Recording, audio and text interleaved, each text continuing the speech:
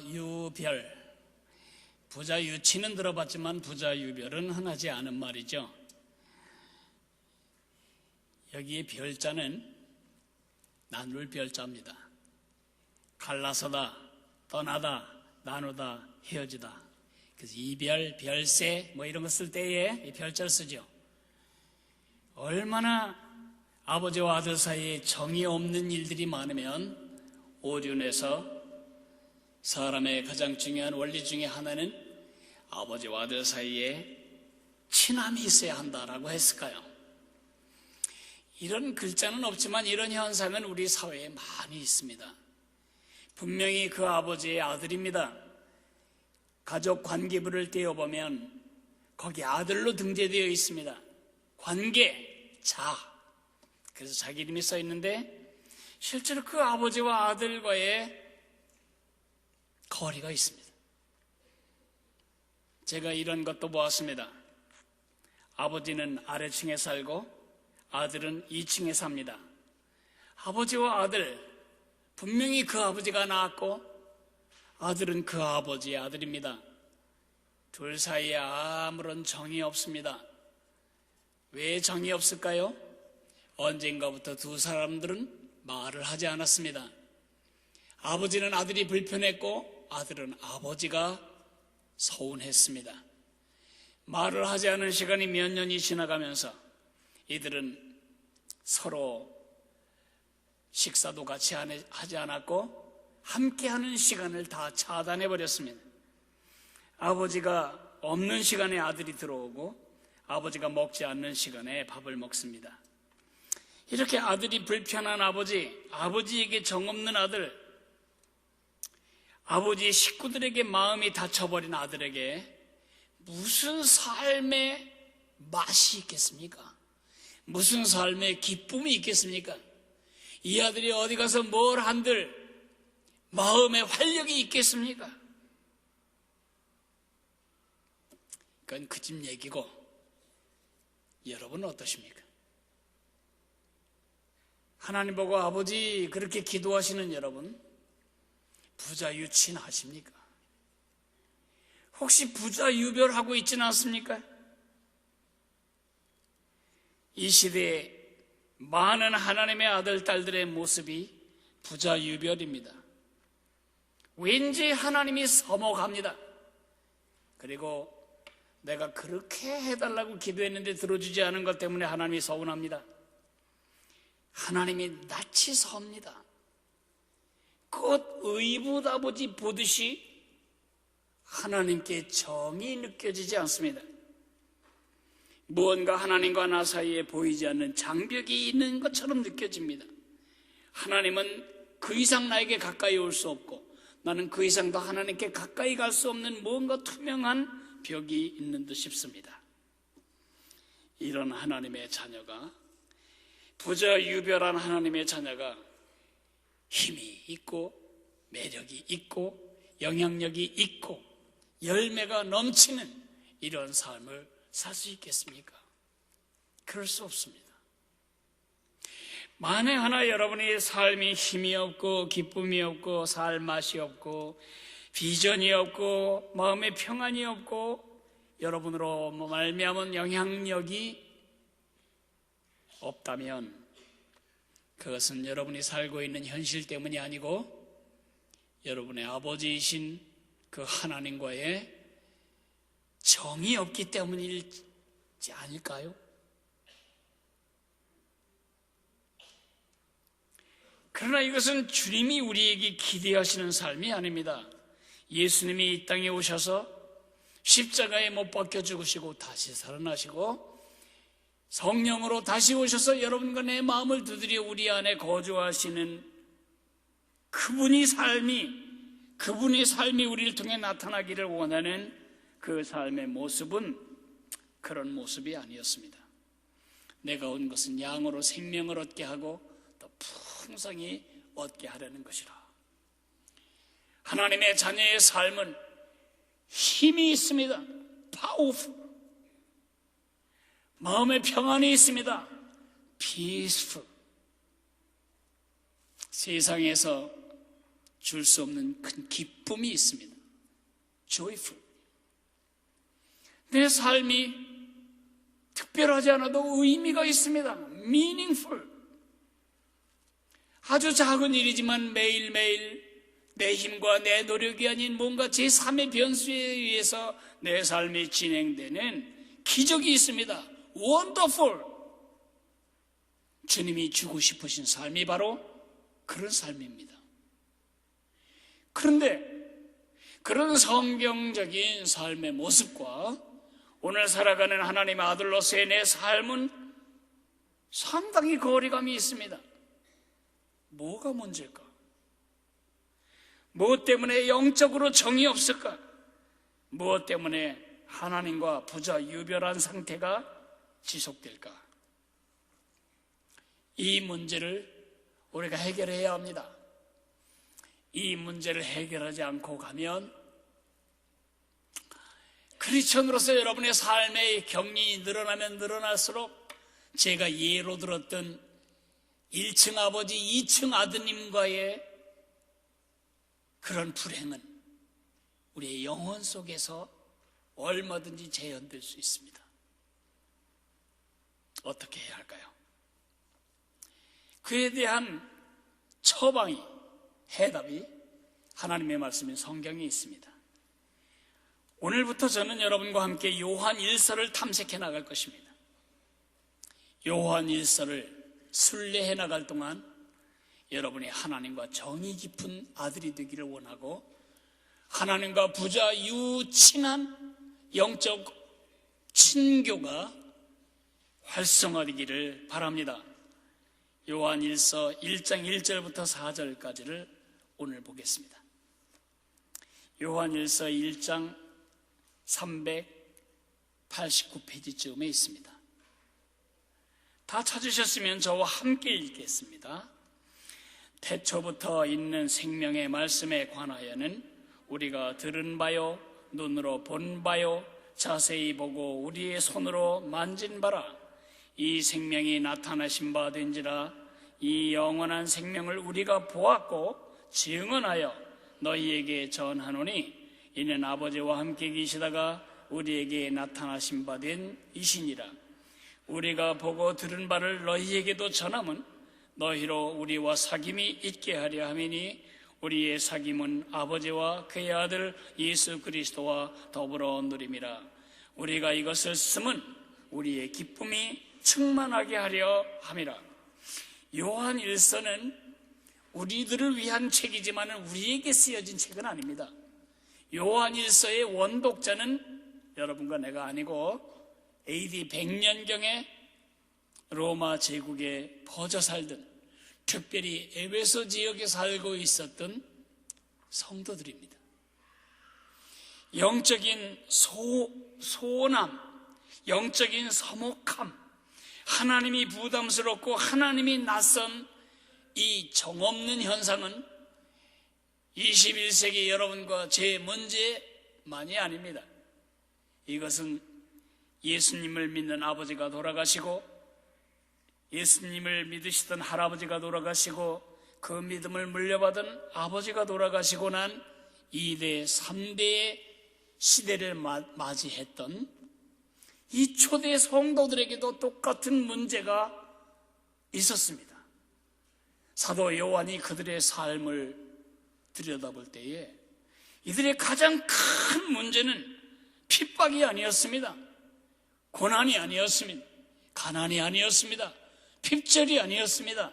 이들의 가장 큰 문제는 하나님의 자녀이지만 하나님의 자녀의 특권을 누리고 살지 못하는, 영생을 소유했으면서도 영생을 누리지도 즐기지도 못하는 이들의 삶의 핍절함, 피폐함이었습니다.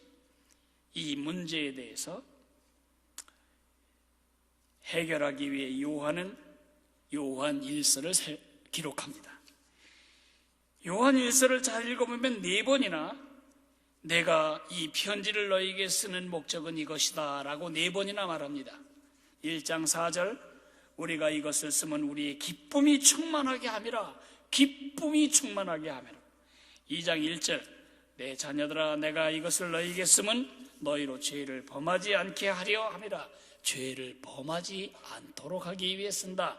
2장 26절 너희를 미혹하는 자들에 관하여 내가 이것을 너희에게 쓰느라. 왜 쓰죠? 이들을 유혹하는 잘못된 거짓 교사들이 이들을 흔들고 있었기 때문입니다. 5장 13절 내가 하나님의 아들의 이름을 믿는 너희에게 이것을 쓰는 것은 너희로 하여금 너희에게 영생이 있음을 알게 하려 함이라. 영생이 있음을 알게 해주려고 썼습니다. 이제 짐작이 가십니까? 편지를 쓴 목적을 보면, 그걸 뒤집어 보면 뒤쪽에 뭐가 보이냐? 독자들이 지금 고민하고 독자들이 당하고 있는 어려운 문제가 무엇인지가 보이는 것입니다. 지방에 가서 공부하고 있는 아들에게 아침마다 아침 꼭 챙겨 먹거라 그런 편지를 쓴다면 그건 틀림없이 그 아들이 아침을 거르고 사는 습성을 알고 있기 때문일 겁니다.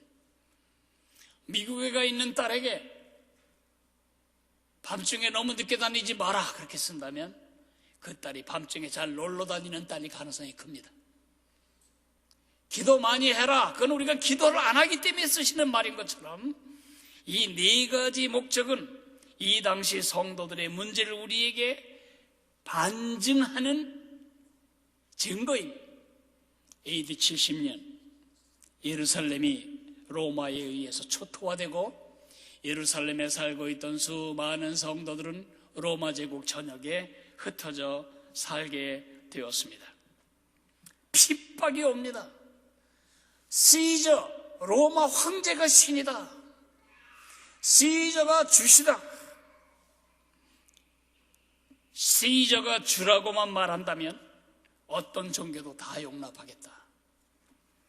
핍박이 있습니다. 동화의 압력이 있습니다.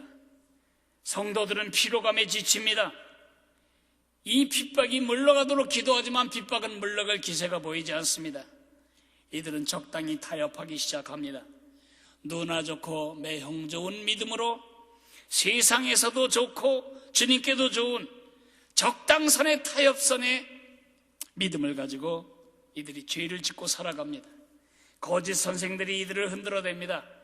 이들은 영생을 가지고 있지만 영생을 뭐에 쓰는 것인지조차 영생을 가지고 있다는 것 자체가 실감이 안 날 정도로 이들은 주님과의 관계가 대단히 쇠약해지고 말았습니다.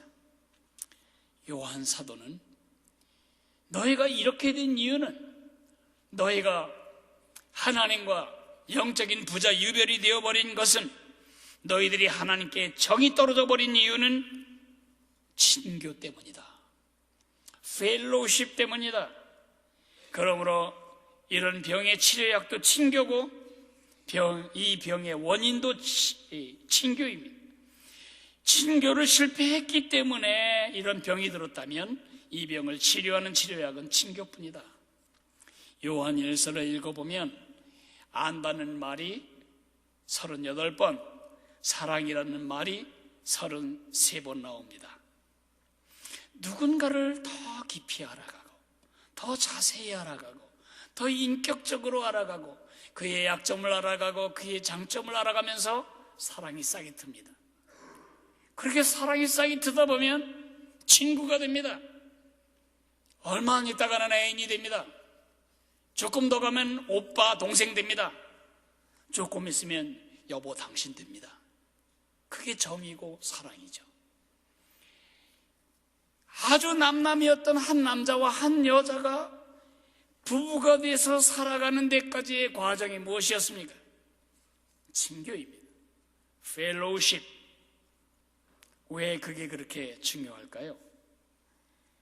왜 하나님과의 영적인 정을 잃지 않고 사는 게 중요할까요? 영적인 부자 유친이 왜 그렇게 중요할까요? 그것은 친교가 무엇인지를 정확하게 이해할 때에 답이 나올 것입니다.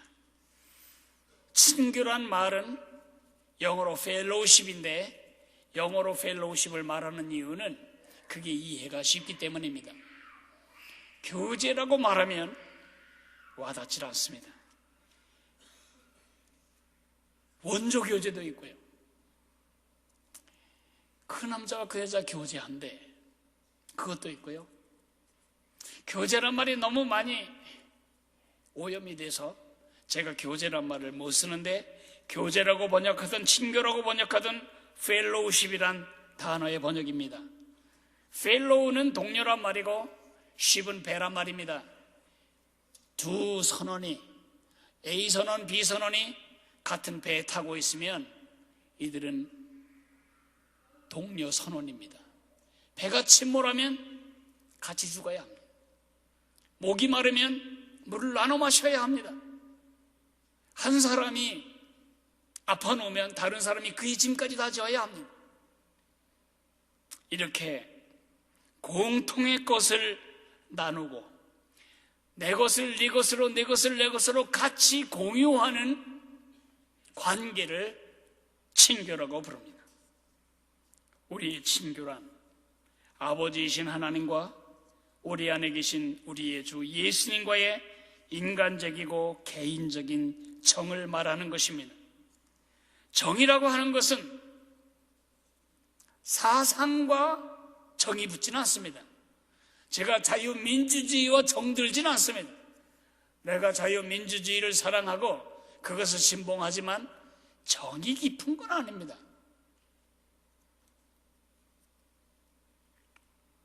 정이라고 하는 것은 사람과 인격과 관계에서만 나오는 것입니다.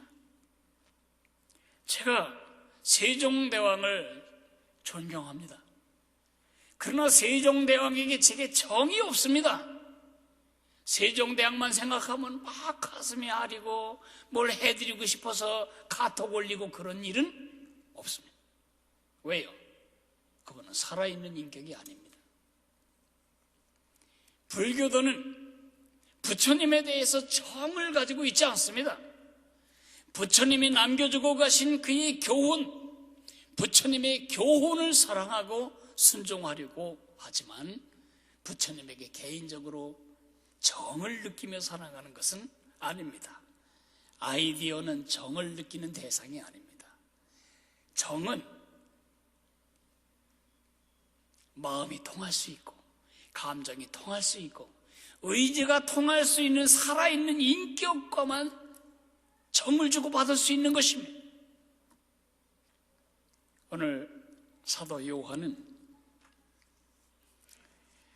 나는 너희가 주님과 깊은, 정말 깊은 정을 나누고 사는 영적인 부자 유친의 상태에 살았으면 좋겠구나.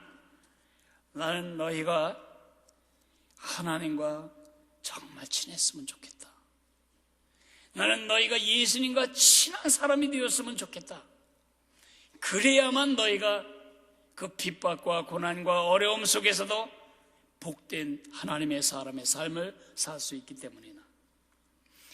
너희를 이 친교에 초대하는 것은 우리는 예수님의 교훈을 믿는 것이나 예수님의 종교적인 업적을 믿는 것이나 옛 이야기를 믿는 것이 아니고 내가 이 눈으로 보고 내가 이 귀로 직접 들었고 내가 이 손으로 직접 만나보았던 하나님의 아들, 그 예수님이 지금 너희 안에 살아계시기 때문이다. 우리의 정은 지금 살아계신 우리 예수 그리스도와의 관계에서만 나옵니다. 예수님이 왜 오셨습니까? 하나님과 우리와의 관계 회복을 위해서만 오신 것이 아닙니다. 성부 하나님, 성자 하나님, 성령 하나님 셋입니다. 그런데 성경은 분명히 세 위를 따로 나누어 얘기하지만 항상 한 분으로 취급합니다. 한 인격인데 세 위가 있습니다. 하나인데 셋이고 셋인데 하나? 이해 안 됩니다. 이건 그냥 믿는 것입니다. 셋인데 하나인, 하나인데 셋인 삼위일체 하나님이 태초에 이렇게 원탁회의를 하십니다. 우리가 우리 형상대로 우리와 생명을 교감하는, 생명을 교통하는 그러한 피조물을 만들죠. 성부, 성자, 성령, 어디까지가 성령의 영역인지, 어디까지가 성부의 생명인지, 어디까지가 성령의 바운더리인지를 알 수 없는, 성부의 생명은 성자에게로 흐르고 성자의 생명은 성령으로 나타나고 성령의 생명은 하나님과 하나인, 셋인데 하나고 하나인데 셋인, 비유하자면 여러 사람이 손을 붙잡았지만 한 마음이 되어 빙글빙글 돌며 강강수월래를 하듯이 이 하나님의 춘판에 인간을 끼워놓으신 겁니다. 에덴 동산의 인간은 적어도 하나님의 생명, 하나님의 기쁨, 하나님의 능력, 하나님의 지혜, 하나님과 함께 살았던, 하나님의 생명을 같이 교통하고 교감하며 살았던 그 춘판에 끼어 있었습니다. 그런데 창세기 3장에 사탄의 유혹을 받아 인간은 나는 더 이상 하나님의 곡조에 맞춰 춤추고 싶지 않아, 내가 하나님이 된, 내가 작곡하고 내가 안무한 내 춤판에서 내가 원하는 때에 내가 원하는 방식으로 나는 내 춤을 출 거다, 하나님으로부터 독립선언을 선언한 후 인간은 하나님을 떠나게 되었습니다. 그래서 인간이 비참해진 겁니다. 죽음이 왔고 슬픔이 왔습니다. 우리의 수많은 죄들은 모두 이 큰 죄의 뿌리를 내리고 있습니다. 이 큰 죄에서 우리가 말하는 죄들이 계속 샘솟듯 솟아나고 있는 것입니다. 이런 우리를 구원하기 위하여 예수님이 오셨고 십자가에 죽으셨습니다. 예수님의 십자가는 하나님과 우리 사이에 끊어진 관계를 회복하는 목적일 뿐만 아니라 에덴 동산에서 하나님이 의도하셨던 그런 하나님과의 삶, 지난주에 말씀드린 것처럼 영생을 같이 공유하며 누리며 교통하며 살아가는 그 친교의 회복까지 위해서였습니다. 그래서 예수님이 말씀하시기를 내가 온 것은 양으로 생명을 얻게 하고 더 풍성히 얻게 하려는 것이라. 그러므로 친교가 뭐냐? 친교는 관계에서 나왔고 그리고 열매로 이어집니다. 친교와 관계가 어떻게 다른지를 잠깐 설명을 드리겠습니다. 관계란 하나님의 가족의 한 식구가 되는 것이라면, 친교는 하나님 가족의 생명이 우리를 통해 흐르는 것입니다. 관계는 예수님을 영접함으로 하나님의 자녀가 되는 것이었다면, 친교는 예수님을 경험하는 것입니다. 관계가 하나님을 소유하는 것이라면 친교는 하나님이 나를 소유하는 것입니다. 관계가 하나님의 모든 것을 가지는 것이라면 친교는 하나님의 모든 것을 실제 경험으로 이끌어 쓰는 것입니다. 돈을 많이 가지고 있는 것과 그 돈을 누리는 것은 아주 다른 이야기죠. 어떤 사람은 옷을 맞춰다 놓고 아까워서 못 입습니다. 몇 년 사이에 살이 쪄서 한 번, 두 번 입어보고 남에게 줘야 됩니다. 그 옷을 가지고 있다는 것과 누리는 건 다릅니다. 100만 원짜리 스마트폰을 가지고 있다는 것과 그것을 실제 삶 속에 유익과 축복으로 누리는 것은 아주 다른 것입니다. 후자가 친교라면 전자가 관계입니다.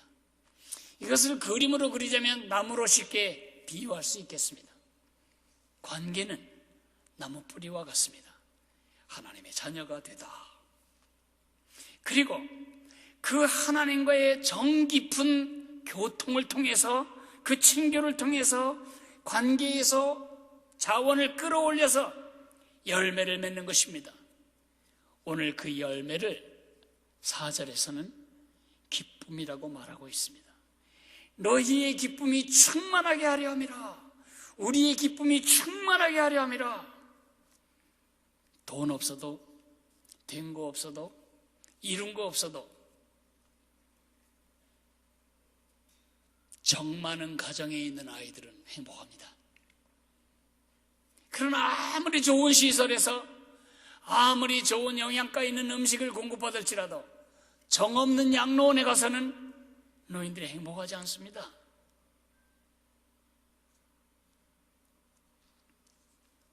그 친교에서만 기쁨의 열매가 맺어집니다. 예수님이 그렇게 배척받고 그렇게 고난을 받았을지라도 그 모든 배척과 고난을 이겨내고 인류 구원의 일을 이루실 수 있었던 것은 하나님의 생명이 그에게 흐르고 그의 생명이 하나님만에 흐르는 이 완벽한 하나님과의 교통 때문이었습니다. 진정한 부자 유친의 모델을 말한다면 예수님뿐입니다. 아버지 하나님의 영광을 위하여 그는 사셨습니다. 아버지의 생명은 그를 통해 기적을 일으키셨습니다. 예수님이 일으킨 모든 기적을 사도 베드로는 하나님이 예수님 안에서 행하신 일이라고 증언하고 있습니다. 그 예수님의 기쁨 안에 사도들이 동참합니다. 아버지 하나님과 그 아들이 누렸던 기쁨, 성령 안에서 그 아들이 누리셨던 그 기쁨 속에 사도들이 부활 후에 성령으로 충만한 후에 그 기쁨을 누리게 되었습니다. 지금 사도 요한은 1세기 성도들에게 초대하고 있습니다. 와서 우리가 누리는 이 친교의 기쁨에 동참하자. 이 춘판에 너희들을 초대한다. 그 춘판에 낄 때만이 그 춘판에서 얻어지는 기쁨으로 우리의 삶의 모든 어려움을 이겨내고 우리 삶의 더 큰 사랑으로 사람들을 묶어낼 수가 있습니다. 삶이 어렵습니까? 문제가 끊임이 없습니까? 이렇게 가다가는 내가 죽을지도 모른다고 위협이 느껴집니까? 직장의 압력이 큽니까? 스트레스가 심합니까? 눌림이 지속됩니까? 그것이 없어지기를 기도할 일이 아닙니다. 여러분이 지금 누리고 있는, 지금 만나고 있는 그 어려움이 제일 질이 좋은 걸지 모릅니다. 그게 떠나면 악질이 나옵니다. 더 나쁜 것이 와서 여러분들이 또 다시 시작해요. 중요한 것은 그것들이 없어지는 것이 아니고 그것들을 이기는 것이 기쁨입니다. 문제와 스트레스가 없는 것이 기쁨이 아니고 문제와 고난을 이기게 만드는 능력이 바로 기쁨입니다. 그 진정한 기쁨은 어디서만 나올까요? 예수님과 친구가 된 사람의, 예수님과의 우정에서만 나옵니다. 그 친교에서만 그 기쁨이 나오는 것입니다. 바울 사도는 감옥에 있었습니다. 로마 감옥에서 그는 편지를 씁니다. 빌립보에 사는 성도들에게 편지를 씁니다. 기뻐하십시오. 기뻐하십시오. 내가 말하노니 기뻐하십시오. 주 안에서 기뻐하십시오. 주님과의 친교를 통한 기쁨을 얻기 전엔 절대로 그런 편지를 쓸 수가 없는 것입니다. 여러분이 삶이 우울하다면 스트레스 때문이 아닙니다. 그 스트레스가 지나가면 또 다른 것이 오게 될 것입니다. 동해바다에 파도 밀려오듯이 문제는 또 우리에게 덮쳐옵니다. 우리에게, 수영하지 못하는 사람에겐 동해바다의 파도가 짐이지만 서핑할 수 있는 사람에겐 파도가 높으면 높을수록 기쁨입니다. 중요한 건 그 기쁨의 실체를 우리가 갖고 있지 못하다는 데 문제가 있는 겁니다.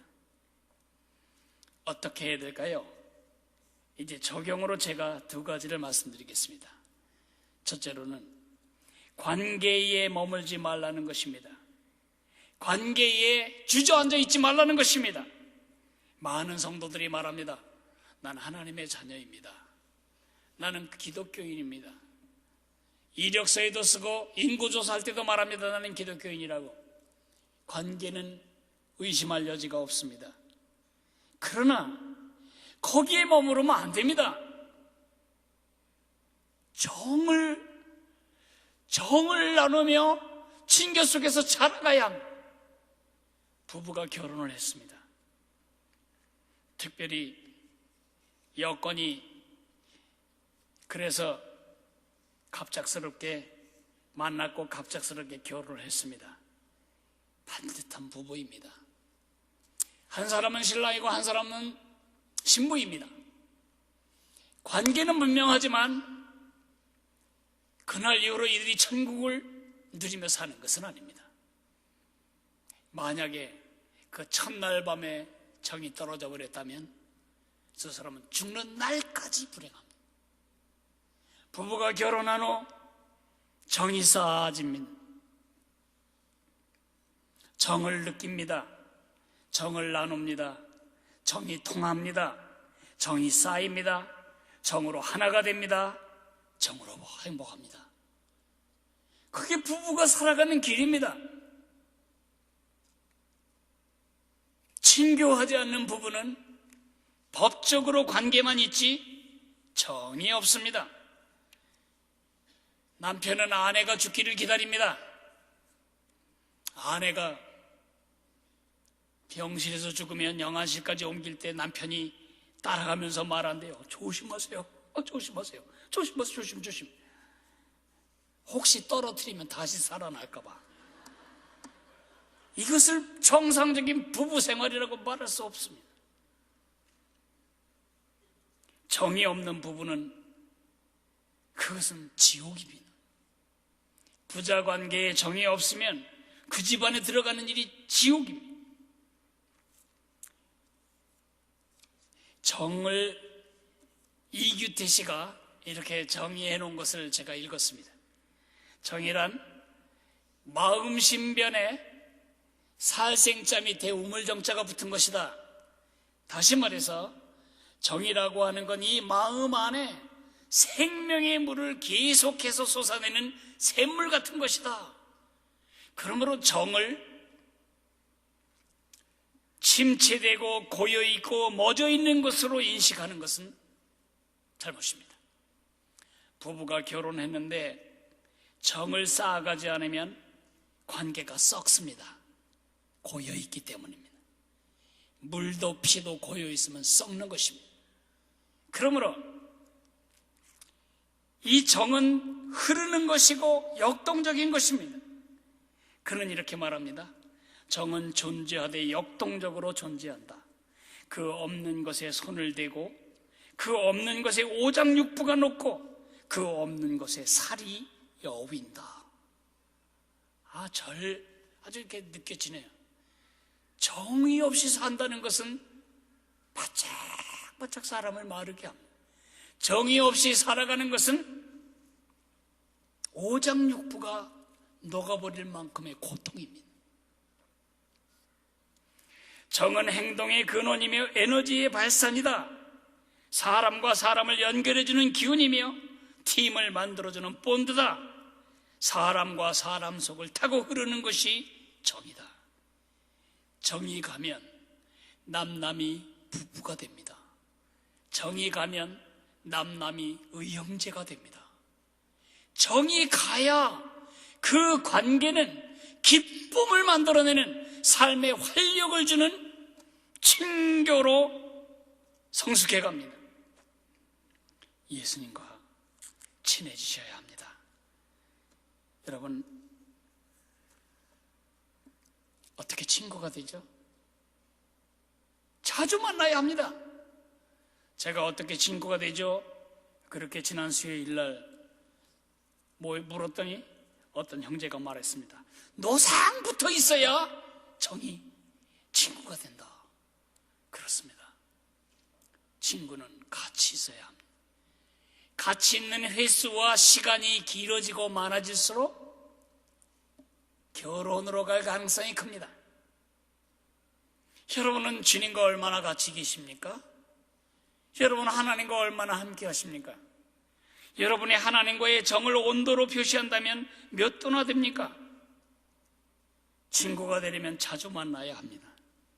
얼마나 자주 만나느냐에 따라 친구의 급수가 달라집니다. 얼마나 나누냐에 따라 친구의 급수가 달라집니다. 대화를 나누고 비밀을 나누고 삶을 나누어야 합니다. 얼마나 손실을 보느냐에 따라 친구가 됩니다. 내 시간이, 내 돈이, 내 에너지가, 내 마음이 손실이 되어야 거기서 우정이 싹 트는 것처럼 세상에서 내 일 다 챙기고 찌꺼기 남는 시간이 있으면 주님이 생각난다면 여러분의 주님과의 정은 찌꺼기 정입니다. 임종의 자리에서나 안타깝게 부를 이름이 되지 않도록 날마다 그분과 친한 정이 깊은 그런 친교 속에 살아가시기를 바랍니다. 그 친교가 살아있을 때에만 여러분 부부는 정이 넘치는 부부가 될 것입니다. 주님과의 그 부자 유친의 정이 뜨거울 때에만 여러분 자식과의 정이 두터워질 것입니다. 그 주님과의 친분이 두터울수록 교회 안에 교우들과의 친분이 두터워질 것입니다. 정은 흐르기 때문입니다. 나는 몇 도짜리인가? 나는 주님과 얼마나 친한가? 손주가 여러분에게 묻기를, 할아버지, 예수님과 얼마나 친해? 할 말이 마땅하지 않아서 그저 그렇고 그런 관계지 아닌 것도 아니고 긴 것도 아니고 그러셔서는 안 됩니다. 여러분의 삶의 최우선순위에 그분이 여러분의 사랑으로 머무실 복된 친구로 서시기를 바랍니다. 314장을 찬양하면서 우리 그 사랑을 고백해 보도록 하겠습니다.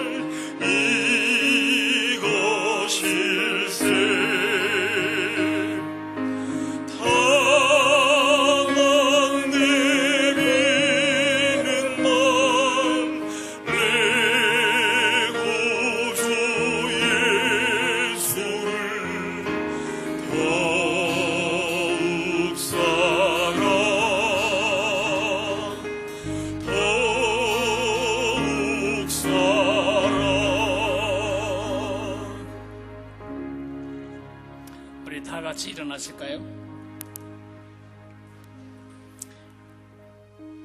양쪽 손을 깍지를 한번 껴보십시오. 왼손의 느낌이 오른손에 있습니까? 오른손의 체온이 왼손에 전달됩니까? 주님은 여러분과 이런 관계, 이런 교통 속에 살기를 원하십니다.